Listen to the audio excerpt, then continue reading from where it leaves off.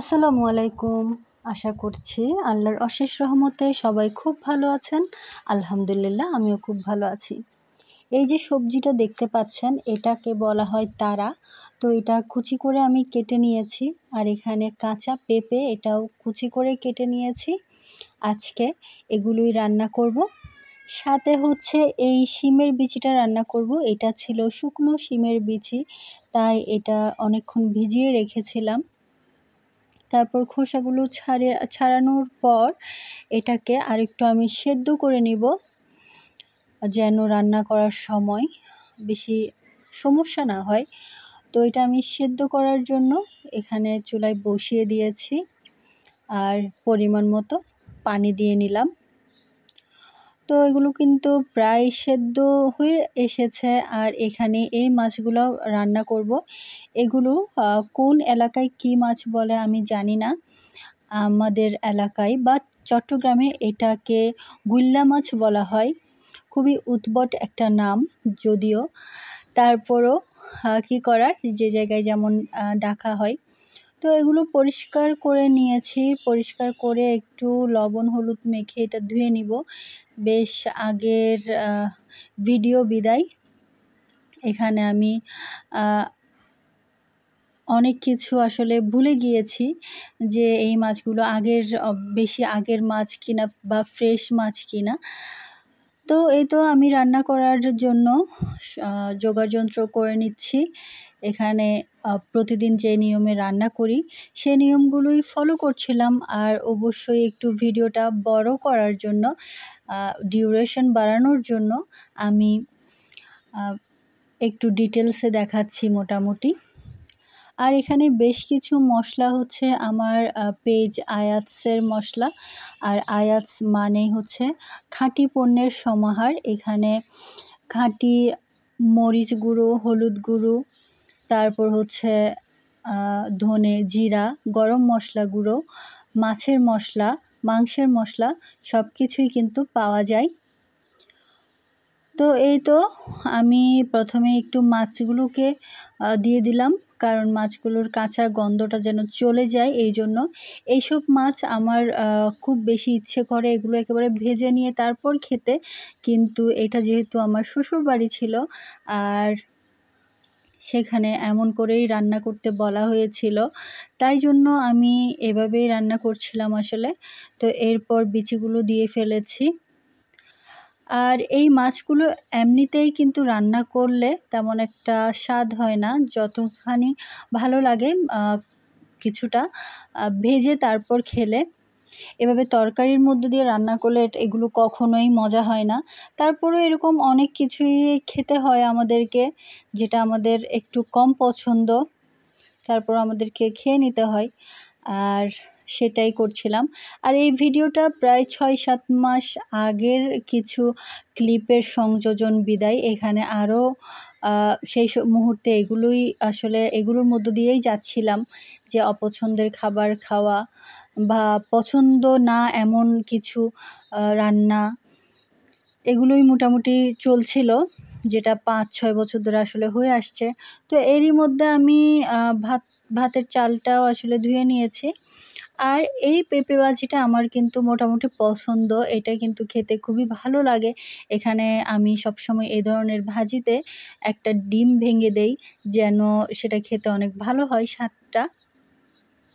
তো আমার আম্মুর পেঁপে ভাজিতে পেঁপেগুলো আরেকটু পাতলা করে কাটে এবং সাইজটা এমন কুচি করে না, পাতলা হয় এবং সাইজটা একটু বড় রাখা হয়। কিন্তু আমি এভাবেই পছন্দ করি খেতে। তো আমি সেভাবেই রান্না করছিলাম। এটা অবশ্য আমার পছন্দ মতোই রান্না করছিলাম। যাই হোক, যেটা বলেছি সেটা হচ্ছে একটু লেংথটা আসলে বাড়ানোর জন্য ভিডিওর, আমি আজকে এই ভিডিওটাতে কোনো কিছুই তেমন একটা কাটাকাটি করিনি। একদমই বড় এবং ডিটেলস একটা ভিডিও। তো আশা করছি আপনাদের বিরক্তির কারণ হবে না। আর দুপুরে খেয়ে নিচ্ছি পরিবারের অন্যান্য সদস্যদের সাথে। আর এরপরই বিকেল করে একটু ছাদে উঠেছিলাম। আর অনেকেই ভাবতে পারেন যে এত বড় ভিডিও কেন দেই, অনেকের হয়তো বিরক্ত লাগতে পারে। কিন্তু আসলে এখন আমাদের সময়টা এমন ইউটিউবারদের যারা অনেক আগে ভিডিও দেখানো শুরু করেছে, অনেক আগে চ্যানেল খুলেছে, কিন্তু তারা এখনও মনিটাইজেশন পায়নি। কারণ তারা প্রায় প্রত্যেকেই খুবই ছোট ছোট ভিডিও দেয়, আর যেগুলো কিন্তু আমাদের চ্যানেলের জন্য খুব একটা ভালো না। আর সেজন্য আমাকে শেষের দিকের আপনারা অনেকেই হয়তো লক্ষ্য করবেন, আমি আগে 5 মিনিটের, 4 মিনিটের, 3 মিনিটের, এমনকি 2 মিনিটের ভিডিওও দিতাম, কিন্তু সেগুলো আসলে কোনোভাবে আমাদের চ্যানেলকে হেল্প করবে না গ্রো করতে। তো আমার এই বছরে টার্গেট আছে প্রায় সব ভিডিও আমি 7-8 মিনিটের বেশি দিব, এবং আরও বেশি হলেই সেটা ভালো। কারণ আমাদের চ্যানেলের যে একটা টাইম দেওয়া আছে 4000 আওয়ার, এটা কিন্তু খুবই মুখের কথা না একেবারেই, এটা কিন্তু অনেক লম্বা একটা সময়। তো আমি যদি একজনের 12 মিনিটের ভিডিও দেখি বা 10 মিনিটের ভিডিও দেখি, সে যদি আমি 4 মিনিটের ভিডিও দিই সেটা দেখে, তাহলে লসটা কিন্তু আমারই হবে। তাই জন্য চেষ্টা করবেন বড় বড় ভিডিও দিতে, অন্যের বড় বড় ভিডিওগুলো দেখতে। আর যদি সম্ভব না হয় তাহলে অন্তত ছেড়ে রাখতে, ভিডিওটা ছেড়ে দিয়ে আপনি অন্যান্য কাজও করতে পারেন। এতে তারও যেমন হেল্প হবে, আর সে যদি বুঝতে পারে তার চ্যানেলের ভিডিওতে আপনি দেখে এসেছেন এত লং একটা ভিডিও, তাহলে সেও কিন্তু মানবিকতা থাকলে আপনার এই লং ভিডিওটা এসে দেখে যাবে, এবং আপনাদের উভয়েরই কিন্তু হেল্প হবে। তো এই তো কথা বলার ফাঁকে ফাঁকে কিন্তু আমার ছাদের গাছগুলোকে আমি দেখিয়ে দিচ্ছি। আমার এই ছাদের গাছগুলো অনেক দিন পর পর আমার সাথে দেখা সাক্ষাৎ হয়, তাই আসলে আমি কন্টিনিউয়াসলি একটা যে যত্নটা, সেটা আমি এদের সাথে এদেরকে করতে পারি না, আর সেজন্য আমার অনেক বেশি কষ্ট হয় মাঝে মধ্যেই। কিন্তু ক্যাকটাসগুলো নিজেরাই বাড়ে, কিন্তু যদি এমন জায়গায় থাকে যে এখানে বৃষ্টি বেশি পড়ে, তাহলে কিন্তু ক্যাকটাস একবার পচন ধরলে নিচের থেকে এটা কিন্তু একেবারেই শেষ হয়ে যায়। আর এগুলো যদি আরেকটু সুন্দর করে রাখা যেত, তাহলে কিন্তু অনেক বেশি সুন্দর সুন্দর কিছু গাছ, আসলে এগুলো সুন্দর টব, সুন্দর জায়গা পেলে অনেক বেশি নিজের সৌন্দর্যটা প্রস্ফুটিত করতে পারে। আর এখানে দেখতে পাচ্ছেন অনেকগুলো অ্যালোভেরার চারা, এগুলো গাদাগাদি হয়ে আছে। এগুলো আসলে অনেক বড় কোনো জায়গায় দিতে হতো, বা ছোট ছোট অ্যালোভেরার জন্য একটা অ্যালোভেরার জন্য একটা টব দিতে হতো। যেহেতু টব দিতে পারিনি সুন্দর করে, তাই এগুলো কিন্তু এভাবে গাদাগাদি হয়ে কোনোটাই বাড়ছে না, এবং এতগুলো হয়ে ভরে আছে, কিন্তু কোনোটাই কিন্তু উপকারে আসবে না। তো গাছ যারা লালন পালন করে তাদের নিজস্ব একটা জায়গা থাকা দরকার, যেন তাদের গাছগুলো তারা ঠিকমতো যত্ন করতে পারে। নিজের একটা জায়গা থাকা দরকার, যেখানে আসলে কেউ বলতে পারবে না কখনো চলে যেতে, বা কখনো বের হয়ে যেতে, বা কখনো যে জায়গাটা তোমার না, এমন কিছু কথা কখনো শুনতে হবে না। তো আসলে গাছ যারা পালে তাদের জন্য আমি চাই আল্লাহ যেন সবাইকে সুন্দর একটা জায়গার ব্যবস্থা করে দেয়, যেন তাদের সাথে তাদের গাছগুলোর কখনোই বিচ্ছেদ না ঘটে, সবসময় যেন তারা তাদের গাছের সাথে থাকতে পারে। তো একজন গাছপ্রেমিক হয়ে, একজন প্রকৃতিপ্রেমী হয়ে আমার আরেকজন প্রকৃতিপ্রেমী বা আরেকজন গাছপ্রেমীর জন্য এটাই প্রার্থনা। এর চেয়ে বড় প্রার্থনা আসলে হয় না। তো এখানে অনেক বেশি রোদের কারণেও কিন্তু আমার এই গাছগুলো অনেক সময়ই মরো দশা হয়ে যায়।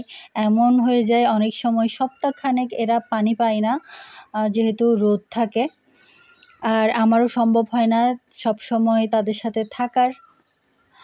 সেজন্যই আমার বাগানের আসলে এমন হতশ্রী অবস্থা ছিল। তারপরেও অনেক সময় আমার হাসব্যান্ড এগুলোর কিন্তু বেশ যত্ন করে, আর তার যত্নের ফলেই এগুলো কিন্তু এখনও বেঁচে আছে অন্তত।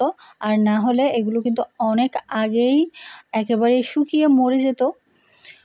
তো এই তো আজকের ভিডিওটা অনেক বড় হয়ে যাচ্ছে। অনেক বড় বলতে আপনারা দেখতেই পাচ্ছেন যে 12 মিনিটের উপরে ভিডিও, আর ভিডিওতে কিছু মূল্যবান কথাও কিন্তু আমি বলেছি। আশা করছি নতুন যারা ইউটিউবার আছেন তারা তাদের আমার এই কথাগুলো একটু হলেও মানবেন, অর্থাৎ ভিডিওটা একটু লং করবেন। 2-3 মিনিটের ভিডিও দিয়ে আসলে কখনোই আপনি চ্যানেল গ্রো করাতে পারবেন না, যেটা আমার ব্যক্তিগত মতামত। যতই সুন্দর ভিডিও হোক, 2-3 মিনিটের ভিডিও মানুষ আপনার 3টা ভিডিও দেখবে, 4টা ভিডিও দেখবে। 2 মিনিটের ভিডিও 4টা দেখলেও 8 মিনিট হয়, আর সেখানে 4টা কমেন্ট করতে কিন্তু তার সময় নষ্ট হবে। যে কেউ চাইবে আপনার বড় ভিডিওতে একটা কমেন্ট করার, সুন্দর কমেন্ট করার। আর অবশ্যই চেষ্টা করবেন সবার ভিডিওতে যে ভিডিওটা আপনি দেখছেন সেখানে ফুল ভিডিও দেখে একটা সুন্দর কমেন্ট করার। কারণ আপনি যদি সুন্দর কমেন্ট করেন আর যদি অন্য কেউ কমেন্ট করতে এসে আপনার সুন্দর কমেন্টটা দেখে, তাহলে কিন্তু আপনার চ্যানেলে ঢুকতে তার ইচ্ছে হবে এবং আপনি নতুন করে একজন সাবস্ক্রাইবারও পেয়ে যেতে পারেন।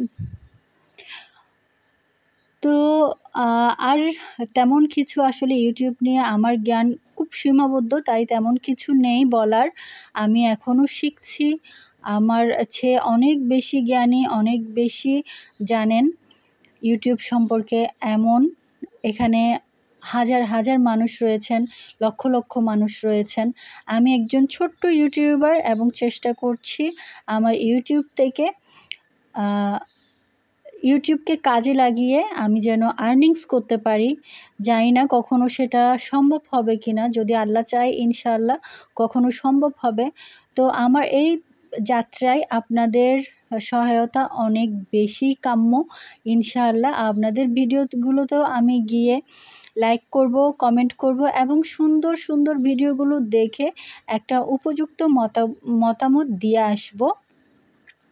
আর অবশ্যই ইনশাআল্লাহ সাবস্ক্রাইব করে দিব আপনাদের চ্যানেল। আর আমার জন্য আপনারা ঠিক এমনভাবেই কাজ করবেন ইনশাআল্লাহ। আজকের ভিডিওটা আমি এতটুকুতেই রাখছি। দেখা হবে ইনশাআল্লাহ পরবর্তী কোনো ভিডিওতে। সেই পর্যন্ত সবার জন্য অনেক বেশি দোয়া এবং শুভকামনা। সবাই অনেক বেশি ভালো থাকবেন ইনশাআল্লাহ। আল্লাহ হাফেজ।